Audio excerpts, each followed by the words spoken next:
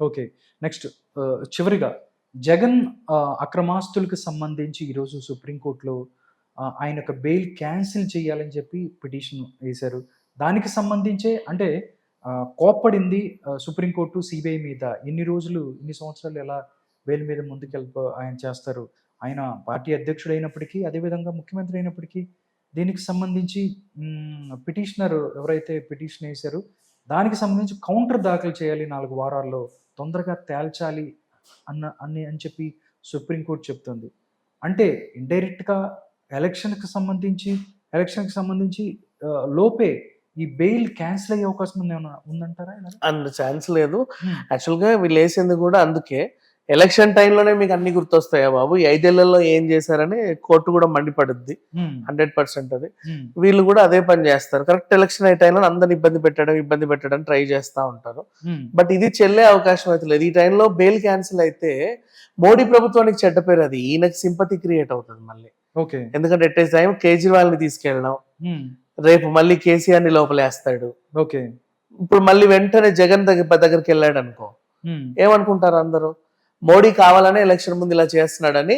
అది వీళ్ళకి ప్లస్ అయ్యి మళ్ళీ మోడీకి మైనస్ అయ్యే అవకాశం ఉంది. అంటే నా జాప్యం ఎందుకు చేస్తున్నారో చెప్పండి అని చెప్పి సీబీఐ మండిపడిన పరిస్థితి.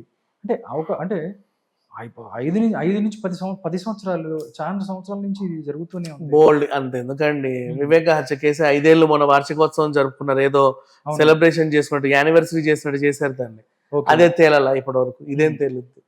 Thank you so much Vignan గారు. ప్రస్తుత రాజకీయ పరిస్థితుల మీద చక్కని విశ్లేషణ అందించారు. నమస్కారం అండి. Thank you so much. అంటే నేను అదే మిమ్మల్ని అడుగుదాం అనుకుంటున్నాను. ట్రబుల్ షూటర్ బీఆర్ఎస్ పార్టీలో ఏదన్నా ఒక సంక్షోభం వస్తే అక్కడికి హరీష్ రావుని పంపిస్తాడు కేసీఆర్. మొత్తం సెట్ చేసుకొని వస్తాడు. జాగ్రత్తగా వెళ్తాడు. ఎందుకంటే మిగతా మిగతా వాళ్ళతో పోల్చుకుంటే, బీఆర్ఎస్ పార్టీలో మిగతా వాళ్ళతో పోల్చుకుంటే హరీష్‌కి చాలా క్లీన్ ఇమేజ్ ఉంది. ఆయన అందరితోనూ ఆయన మాట వింటారు. కొద్ది గొప్ప మంచోడు అంటే హరీష్ అని అనుకుంటారు. కానీ రంగనాయకమ్మ సాగర్ ప్రాజెక్ట్‌కి సంబంధించి వందల ఎకరాలను హరీష్ దోచుకున్నాడు. హరీష్ ఏమో శుద్ధపోసు కాదు. హరీష్ కూడా స్కామ్ చేశాడు అంటూ కొన్ని మీడియా సంస్థలు అవ్వచ్చు, సోషల్ మీడియాలో అవుతుంది. నిజంగా ఎంతో కొద్దో గొప్పో మంచోడన్న హరీష్ మీద కూడా బురద జల్లే ప్రయత్నంగా చూడొచ్చా ఇది? అయితే డెఫినెట్‌లీ దీంట్లో ఇన్వాల్వ్ అయి ఉన్నాడు అనుకోవచ్చు. అంటే యాక్చువల్‌గా ఇంతమంది ఎళ్ళిపోతున్నారు కదా! ఇది 2 విషయాలుగా చెప్తా. హరీష్ నిజంగా క్లీన్ చిట్ ఉన్నోడే. ఇది ఏం జరిగిందంటే ఒక్కొక్కడు టీఆర్ఎస్ నుండి కాంగ్రెస్‌కి వెళ్ళిపోతున్నాడు. హరీష్ కూడా పోయాడనుకో, హరీష్ పోతాడని ఎప్పటినుంచో వార్తలు చాలా మంది చెప్పారు. కానీ ఆయన పోలా, ఉన్నాడు ఇప్పటిదాకా. కాంగ్రెస్కి వెళ్తాడు, బీజేపీకి వెళ్తాడు, అటు వెళ్తాడు, ఇట్లా 100 మంది చెప్పారు. అయినప్పటికీ ఆయన పోలా. ఎక్కడ ఇట పోతాడో అని చెప్పేసి ఈ ఆరోపణలన్నీ కావాలని ఈయన మీద రుద్దేసి వీళ్ళ మీడియానే వీళ్ళకి తెలియకుండా ప్రచారం చేస్తాయి. అప్పుడు హరీష్ నీ అమ్మ నా మీద చుట్టుకునేటట్టుంది, ఎందుకు వచ్చిన గొడవలే, సైలెంట్గా ఉంటే బాగుండు అని చెప్పి ఎప్పుడన్నా ఏ కాంగ్రెస్ ఓడో బీజేపీ ఓడో ఇంటి దరిదాపులకు వస్తే ఈయన గేటు తీయకుండా ఉంటాడు. అందుకని చెప్పి ఇది ఒక బ్లాక్మెయిల్ చర్య. నెక్స్ట్ వీళ్ళు చేసింది ఏంటంటే, ఈయన వెళ్ళకుండా ఆయన ఎందుకు పంపాడు అంటే, ఈయన వెళ్ళినా జరిగేది దౌర్జన్యమే, ఆయన వెళ్ళినా చేసేది దౌర్జన్యమే, అంతే. కాకపోతే ఎందుకు ఆయన పంపాడు, వీళ్ళు వెళ్ళి ఏం చేస్తాడంటే సెటిల్ చేసుకురావడం, మీ ఊరికి మేము ఏదో తీసుకొస్తామని. వాళ్ళు కూడా అవునా అయ్యగారు మీరు చెప్తే మా ప్రాణమే ఇచ్చేస్తాం, మా భూమో లెక్క అని చెప్పేసి అందరు ఇచ్చేయడం ఒక మంచి రేటుకి. సరే యాక్చువల్గా ఈ భూమికి పావులే వస్తుంది, కానీ నేను రూపాయి పావులా ఇప్పిస్తా అని చెప్పి అందరికి ఇప్పించడం. సార్ దొర మంచోళ్ళు, మీరు అబ్బాయి ఎంత బాగా చేశారో మాకు అని.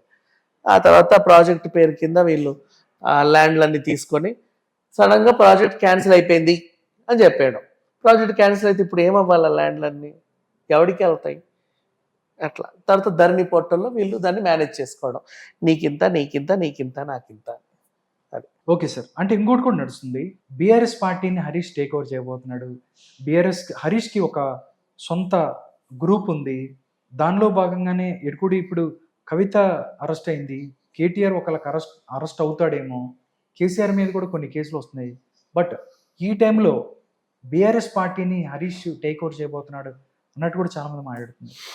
Out and out sure. ఇది యాక్చువల్ చెప్పండి, it's not a speculation, it's dam sure.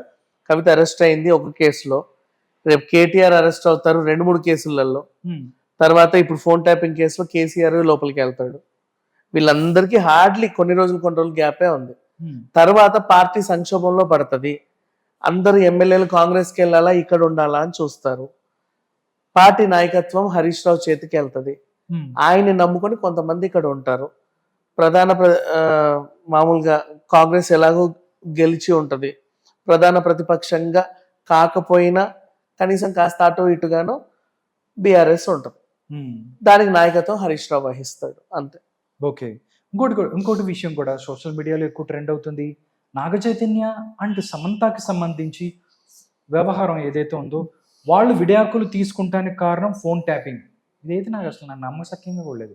అసలు వాళ్ళిద్దరు విడాకులు తీసుకుంటానికి వీళ్ళకి ఏంటి నాకు అర్థం కాలేదు. ఏంటండి వాట్ హ్యాపెండ్ ఈజ్ యాక్చువల్గా బయట జరిగేది ఏంటంటే, అందరూ వాదించేది చాలా మంది హీరోయిన్లు ఫోన్ ట్యాపింగ్ చేశారు. చాలా మంది హీరోయిన్లలో అప్పుడు ఇట్లా 5,000 లెక్కేస్తే సమంత కూడా షీఈ్ స్టార్ హీరోయిన్. సో చేయాల్సిన ఫోన్ ట్యాపింగ్లు చేస్తే ఆమె పర్సనల్ విషయాలు ఏమో ఒకటో రెండో నీకు తెలిసి వచ్చాయి. బ్లాక్మెయిల్ చేసావు, ఆ పిల్ల నీకు లొంగదు. మిగతా హీరోయిన్ల లాగా లొంగుద్దేమో అనుకున్నావు, నీకు లొంగల. అయినప్పటికీ ట్రై చేసావు, లొంగల. నీ యాటిట్యూడ్ ఇలా ఉందా, ఉండు నీ సంగతి చెప్తా అని నువ్వు ఎవరెవరికి నాగ చైతన్య సన్నిహితులకి, నాగార్జున సన్నిహితులకి లీక్ చేసావు. అది కాస్త అక్కడక్కడ దాకా వెళ్ళింది. మాట అనుకునే వరకు వెళ్ళింది, విడిపోయారు మనుషులు. అంతమించి ఇంకేముంది? నీ వల్లే కదా జరిగింది. సమంత మీద కన్నేశాడు, ఆ పిల్ల ఒప్పుకోలా, దగ్గరికి రానివలా, ఇలా యాటిట్యూడ్ అహం దెబ్బతినింది. ఉండు నా దగ్గర రావా, నీ సంసారం ఎలా బాగుంటుందో నేను చూస్తా అని చెప్పేసి నాగార్జున సన్నిహితులకి, నాగ చైతన్య సన్నిహితులకి, డైరెక్ట్ వీళ్ళకి పంపకపోయినా డ్రైవర్లో అసిస్టెంట్ ఎవరో ఒకడు ఉంటాడు కదా, వాళ్ళకి ఇవన్నీ లీక్ చేస్తే, సార్ చూడండి సార్ ఇది వచ్చింది అని వాళ్ళు చెప్పేంత వరకు, వీళ్ళు మాట్లాడుకునేంత వరకు, నమ్మకం చెడేంత వరకు, గొడవలు సాగేంత వరకు వచ్చి అయిపోయింది, అంతే.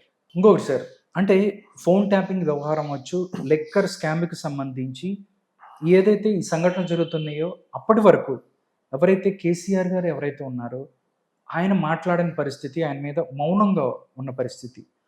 ఒక్కసారి కేజ్రీవాల్ అరెస్ట్ అయినప్పుడు ఏదైతే సెంట్రల్ గవర్నమెంట్, మోడీ ప్రభుత్వం ఇలాగా ప్రతిపక్షాలను ఇబ్బంది పెడుతుంది, ఇది కరెక్ట్ కాదు, ప్రజాస్వామ్యానికి ఇది ఒక గొడ్డలి పెట్టు నేను మాట్లాడి ఒక ట్వీట్ చేసిన పరిస్థితి. తర్వాత మాట్లాడలేదు. బట్ కవిత వెళ్ళిపోయింది లోపలికి, కేజ్రీవాల్ వెళ్ళిపోయాడు. దానికి సంబంధించి ఫోన్ ట్యాపింగ్ వ్యవహారం అయితే ఉధృతంగా ముందుకెళ్తుంది. చాలామంది ఎవరైతే కడియం కావ్య, కడియం శ్రీహరి అవ్వచ్చు, ఆల్మోస్ట్ బీఆర్ఎస్ ఖాళీ అవుతున్న పరిస్థితుల్లో కూడా ఆయన మాట్లాడాలి, ఆయన నుంచి ఏం మాట్లాడతారు ఈ యొక్క సంఘటనకు సంబంధించిన చాలామంది వెయిట్ చేశారు. బట్ నిన్న ఒక సంచలన ప్రెస్ మీట్, కేసీఆర్ రాబోతున్నాడు అనగానే ఇవన్నీ ఎక్స్పెక్ట్ చేశారు. మోడీ మీద యుద్ధం ప్రకటిస్తాడు, మోడీ ఈడీ అనుకుంటూ మాట్లాడతాడు, మొత్తం ఇంకా అన్నట్టుగా చాలామంది ఎక్స్పెక్ట్ చేశారు. కట్ చేస్తే ఆయన ఈ విషయాలు ఏమీ అడ్రస్ చేయకుండా రైతులు ఇబ్బందులు పడుతున్నారు, వాటర్ లేదు, ఎండిపోతున్నాయి పొలాలు అన్న పరిస్థితి, వీటిని ఒక బస్సు యాత్ర ద్వారా ఇట్లా బయటకు వెళ్తున్న పరిస్థితి. దీన్ని అంటే ఉన్న ఇష్యూస్ని డైవర్ట్ చేయడానికి కేసీఆర్ ఇలా వెళ్ళారు అనుకోవచ్చా, లేకపోతే వీటిని అడ్రస్ చేయకపోవడానికి కారణం ఏంటి? యాక్చువల్లీ నువ్వు సైలెంట్గా ఉన్నావు ఫస్ట్ నుంచి, ఖండించలా. ఎందుకు అంటే నీకు తెలుసు ఆల్రెడీ వ్యవహారం. బయటికి వచ్చింది లిక్కర్ స్కామ్ ఒకటే, కానీ ఆ సీఎంతో నీకు ఇంకెన్ని ఒప్పందాలు ఉన్నాయో బయటికి రాలా. అవునా? అయ్యో ఆయన అరెస్ట్ అయ్యాడేంటి, గబుక్కుని అది కూడా చెప్పేస్తాడేమో, ఇది కూడా చెప్పేస్తాడేమో, ఎందుకు వచ్చిన గొడవ అని చెప్పేసి సైలెంట్ గా ఉన్నావు. ఓవైపు కూతురు అక్కడ ఉందన్న భయం, ఇంకోవైపు ఎవరేం చెప్తారో అన్న భయం. మొత్తానికైతే 360 degrees భయమే, బికాస్ నువ్వు చేసిన పెంట లాంటిది. అండ్ నెక్స్ట్ సరే అయిపోయింది, కనీసం కేటీఆర్ అయినా బయటకు వచ్చి అది ఇది తప్పు, ఇది ఎదుర్కొంటాం, పోరాడుతాం అని చెప్పి ఏదో వాగుతున్నాడు. కానీ ఆయన కంటే ఎక్కువ దీని మీద మొరగాల్సింది నువ్వే కదా. నువ్వు ఊరికి దేశానికి ఏమీ తెలియనట్టుగా మొరగకుండా మూలకెళ్ళి కూర్చుంటే ఏమంటారు నిన్నెళ్ళి. అందుకని సరే నిన్నేదో హుటాహుటిని నల్గొండ వెళ్ళావు, అటు తిరిగావు, ఏదో బస్సో గిస్సో వేసుకొని వెళ్ళావు, ఓ అందమైన ప్రెస్ మీట్ పెట్టాలనుకున్నావు, నలుగురు మాట్లాడతావేమో అని చెప్పి నువ్వు రాగానే గబగబా నీ చుట్టుపక్కల వీళ్ళందరూ వచ్చేసారు, నీ కార్యకర్తలు, అమ్మయ్య మా సార్ బయటకు వచ్చాడు అని. ఏం చెప్తావు అంటే ఏమీ లేదు, అక్కడ చెదలు పట్టాయి, ఇక్కడ పురుగులు పట్టాయి, ఇక్కడ వర్షం లేదు, అక్కడ రోడ్డు లేదు, నీ పిండాకుడు లేదు, నీ స్నార్థం లేదు.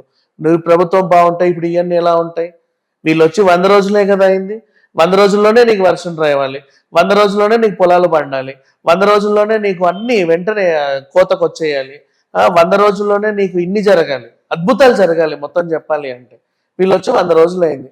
ఇప్పుడు ఆరోపిస్తున్న అది లేదు, ఇది లేదు, ఇది లేదు అనేవన్నీ కూడా 3 నెలల క్రితం నువ్వు పెట్టిన దరిద్రాలే కదా, నువ్వు చేసిన పెంటే కదా. మరి అక్కడ దాకా కాకపోతే నిన్ను నువ్వే అనుకుంటున్నావు కూర్చొని, పైగా ఏదో అద్భుతమైన ప్రెస్ మీట్ పెట్టాను, సరే అందరు అనుకున్నట్టు కూతురు గురించి మాట్లాడతావేమో అని. ఒక ఊ లేదు, ఒక ఉలుకు లేదు, ఒక పలుకు లేదు, ఏమీ లేదు.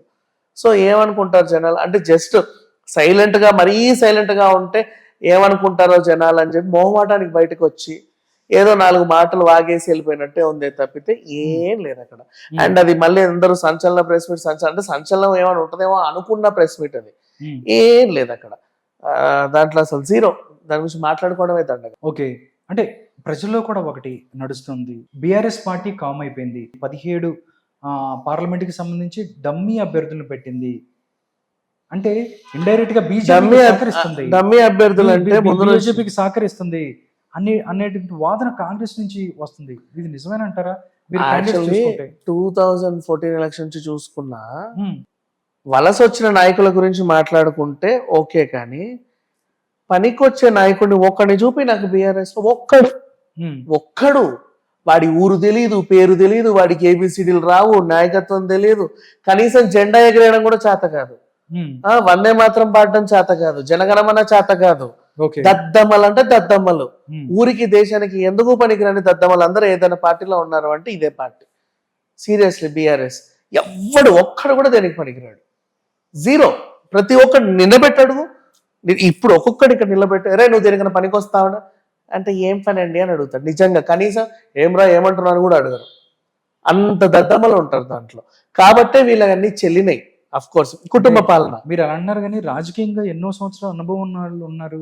కడియం శ్రీరావచ్చు, అయ్యో అదే బయట నుంచి వచ్చిన మనోళ్ళు వదిలే, మన కాంగ్రెస్ నుంచి వచ్చిన వాళ్ళు, టీడీపీ నుంచి వచ్చిన తలసాని లాంటి వాళ్ళు, సబితేంద్ర రెడ్డి లాంటి వాళ్ళు, డి శ్రీనివాస్, అల్లోల ఇంద్రకరణ్, వీళ్ళు వదిలే కాక వీళ్ళు కాదు. స్వతహా వీళ్ళ పార్టీ నుంచి వచ్చిన ఎమ్మెల్యేలు ఉంటారు చూసావా, ఏ రాజయ్యో, చిన్నయ్యో, ఆ అయ్యో, ఈ అయ్యో, పిచ్చయ్యో, ఎడ్డయ్యో, ఎవడో ఒకడు. రాజయ్య కూడా కాంగ్రెస్ నుంచి వచ్చిన వ్యక్తి అయినప్పటికీ వీళ్ళతో కొంచెం పవర్ఫుల్ గా ఉన్నటువంటి, సో అట్లా అంటే వీళ్ళు తయారు చేసుకున్నటువంటి మనుషులు ఎవరుతున్నారో మొత్తం ఎడ్డి క్యాండిడేట్లే. ఒక్కడికి ఏ తెలీదు, బి తెలీదు, సి తెలీదు, ఏమీ తెలియదు, ఎందుకు పనికిరారు. అది వీళ్ళకి ప్లస్ అయిపోయింది. కాకపోతే ఏంటో కర్మ, వీళ్ళ ఫ్యామిలీలో కూడా ఎడ్డి క్యాండిడేట్లు ఉన్నారు. ఇప్పుడు కవిత లాంటి వాళ్ళు బయట గెలవలేరు. వాళ్ళు గట్టిగా మాట్లాడుకుంటే హరీష్ రావు, కొద్ది గొప్ప మాట్లాడేది కేటీఆర్, కేసీఆర్ తప్ప అసలు ఎవరూ లేరు ఇందులో చెప్పుకోవడానికి, బయట నుంచి వచ్చిన వాళ్ళు వదిలేస్తే. సో ఇట్లాంటి టైప్ ఆఫ్ పార్టీలో అసలు దీని గురించి ఎంత తక్కువ మాట్లాడుకుంటే అంత మంచిది అనుకుంటే, అసలు విషయానికి వస్తే ఇప్పుడు కేసీఆర్ ఎందుకు సైలెంట్ గా ఉన్నారు ఏంటి అని అడిగితే, ఈ ప్రాజెక్టుల విషయాలలో కూడా చాలా అవకతవకలు జరిగాయి, బోల్డ్ అన్న అవకతవకలు. అంటే ఈ ఊరికి, ప్రతి ఊరి దగ్గరికి వెళ్ళి ఏదో ఒక ప్రాజెక్టు కడతాను శంకుస్థాపన లేయడం, ఆ ప్రాజెక్టు పేరు కింద పాపం రైతుల దగ్గర నుంచి భూసేకరణ చేయడం, వాళ్ళకి 10వ పొరకో ఇచ్చేసి భూములు తీసేసుకోవడం, తర్వాత ఈ ప్రాజెక్టు క్యాన్సిల్ చేయడం. ఓకేనా, ఆల్రెడీ అమ్మేసుకున్నారు కాబట్టి వాళ్ళు సైలెంట్. ప్రాజెక్టు క్యాన్సిల్ అయింది కాబట్టి ఇది గవర్నమెంట్కి సంబంధించిన అంశం, మనది కాదు. మరి కొన్న భూములన్నీ ఎక్కడ ఉన్నాయి, ఎవరి పేరు మీద ఉన్నాయి, ఎవడు తీసుకున్నాడు వాటిని, అవి తెలియదు ఎవరికి. అవన్నీ ధరణిలో ఉంటాయి, ప్రతిదానికి ఒక పేరు ఉంటుంది, ఇది వీడిది అని. ఎప్పుడో వాడు వస్తాడు, అక్కడ ఏదో కట్టుకుంటాడు. వీళ్ళు అడగడానికి లేదు. Why? Because people are already sale చేసేస్తుంది, అమ్మేశారు కదా, అమ్మిన తర్వాత అడగడానికి లేదు. సేమ్ అలాగే హరీష్ రావు రంగనాయకమ్మ ప్రాజెక్ట్ కూడా అంతే.